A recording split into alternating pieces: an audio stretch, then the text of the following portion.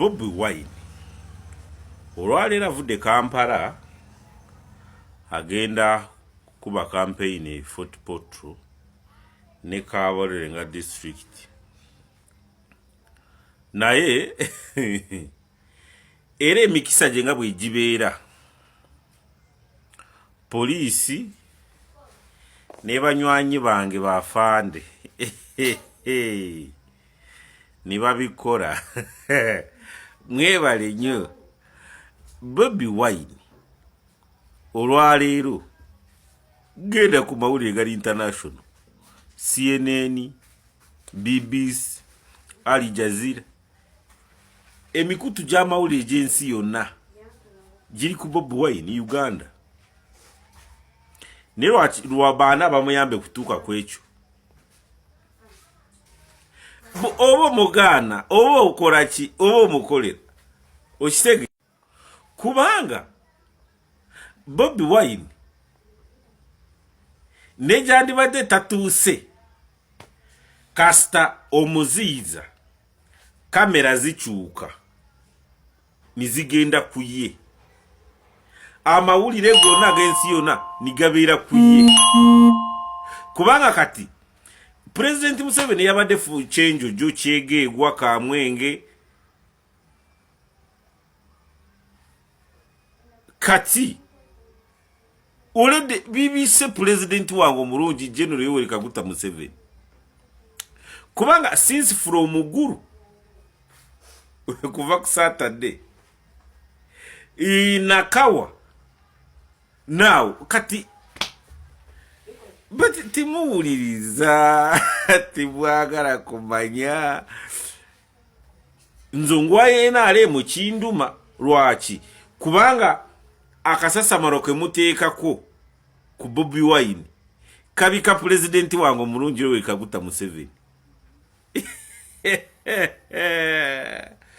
kati nzo watubonga nawe sifunamu kubanga tosobola kungamba ngo musajja avudde ne Kampala sawa 9 gw'ekiro nizigenda kutuuka sawa 12 tuuka 40 wantu wevugire sawa 3 now mutwongera kaba NRM oba mututoorako automatically muli mukututoorako buwagizi bwaffe osege kubanga why nope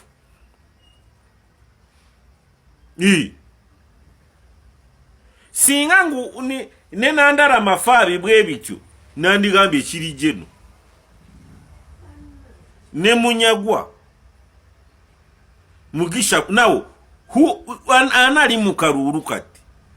kubanga teka ko TV zonna radio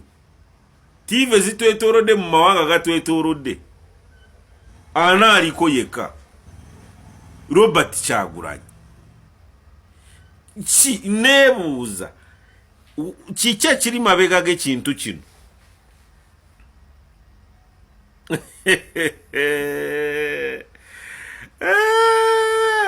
anange